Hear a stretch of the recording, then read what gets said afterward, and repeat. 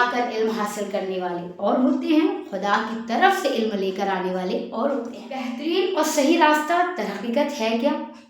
اپنا راستہ دین ہو سکتا ہے۔ اعوذ باللہ من الشیطان الرجیم، بسم اللہ الرحمن الرحیم، السلام علیکم ورحمۃ اللہ وبرکاتہ۔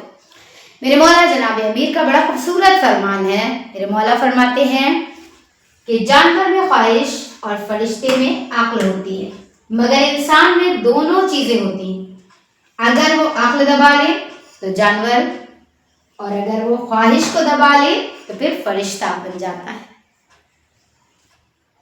اب یہ انسان ایک ایسی مخلوق ہے جسے رب ذوالجلال نے سب سے اشرف قرار دیا ہے کہ انسان سب سے اشرف ہے، پوری کائنات کا خالق رب ذوالجلال ہے۔ لیکن وہی رب ذوالجلال جو پوری کائنات کو خلق کرنے والا ہے، جو جن و انس کو بنانے والا ہے، جو پوری کائنات کے ذرے ذرے کو بنانے والا ہے، وہ فرماتا ہے کہ انسان کیا ہے؟ انسان سب سے اشرف ہے۔ کیوں؟ اسے عقل جیسی نعمت سے نوازا ہے۔ فقط عقل نہیں ہے اس کے پاس خواہش بھی ہے۔ اب یہ دونوں چیزیں کیوں دیں؟ اس لیے دیں کہ کون ہے جو اپنی عقل سے کام لیتے ہوئے اپنی خواہشات پر کنٹرول کر سکے۔ تو اب انسانی عقل کا تقاضا یہ ہے کہ اگر انسان صاحب عقل ہے، ابھی سوال یہ نہیں ہے کہ وہ کس مذہب سے وابستہ ہے، کس مسلک سے وابستہ ہے، کس دین سے وابستہ ہے، نہیں، فقط یہ کہ وہ انسان ہے۔ تو اگر وہ انسان ہے تو پھر انسانی عقل کا تقاضا یہ ہے کہ انسان دنیا میں آیا ہے، اسے 20 سال 30 سال 40 سال 50 سال 60 سال 70 سال 80 سال 90 سال اسے زندگی گزار کر چلے جانا ہے۔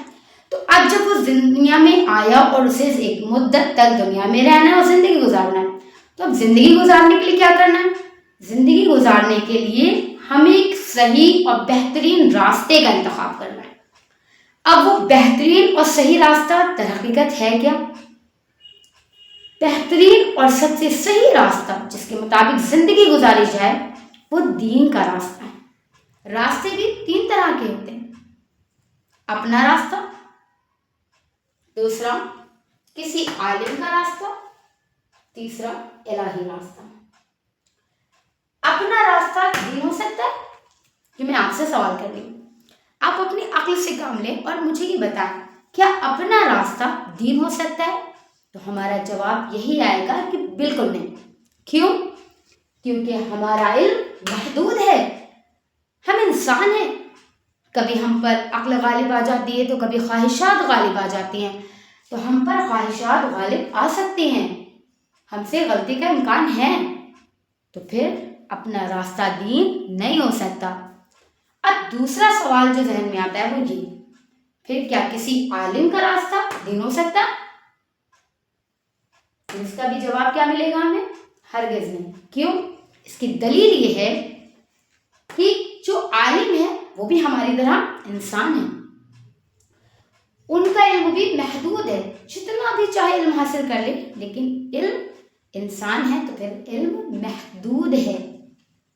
دنیا میں آ کر علم حاصل کرنے والے اور ہوتے ہیں، خدا کی طرف سے علم لے کر آنے والے اور ہوتے ہیں۔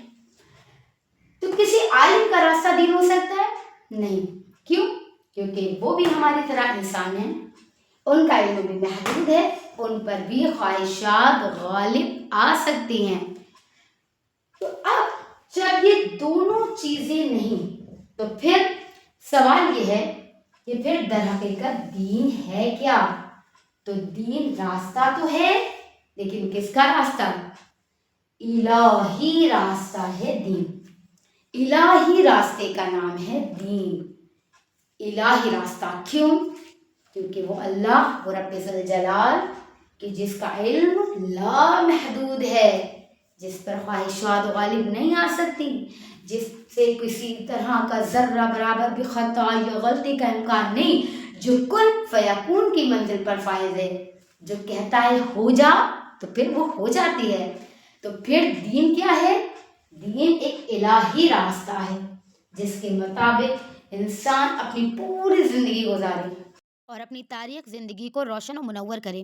اب ایک سوال جو اور ذہن میں آتا ہے وہ یہ کہ ہم خدا کے راستے کو کیسے پہچانیں؟ خدا تو جسم نہیں رکھتا، وہ دکھائی نہیں دیتا، تو اب اس کی مرضی ہمیں کیسے معلوم ہو، اس کا راستہ ہم کیسے پہچانیں کہ یہ الہی راستہ ہے، اس کے دین تک ہماری رسائی کیسے ہو، اس کے راستے پر ہم کیسے چلیں؟ تو رب ذوالجلال نے انسانوں کی اس الجھن کو سلجھانے کے لیے بڑا ہی خوبصورت اور بہترین انتظام کیا کہ اے میرے بندو، مجھ تک پہنچنا ہے، میرے راستے پر چلنا ہے، دین سے وابستہ ہونا ہے، میرے بتائے ہوئے راستے پر چلنا ہے، تو پھر میرا راستہ تمہیں وہ بتائیں گے جنہیں ہم نے نبی بنا کر بھیجا ہے، جنہیں ہم نے اپنی طرف سے امام بنا کر بھیجا ہے۔ تم ان سے وابستہ ہو جانا، اور جو بھی ان سے وابستہ ہو جائے گا وہ منزل کمال تک پہنچے گا۔ اور یہ منزل کمال ہے کیا؟ یہ وہی خدا کی ذات ہے۔ دین کا اصل مقصد ہی یہی ہے کہ انسان اپنے حقیقی خدا تک پہنچے۔ یہی ہے منزل کمال، یہی ہے انسان کی اصل کامیابی، کہ وہ خداوند متعال کی معرفت حاصل کرے، اسے پہچانے۔ مزید معلومات کے لیے ویڈیو کو لائک، چینل کو سبسکرائب اور بیل آئیکن کو پریس ضرور کریں۔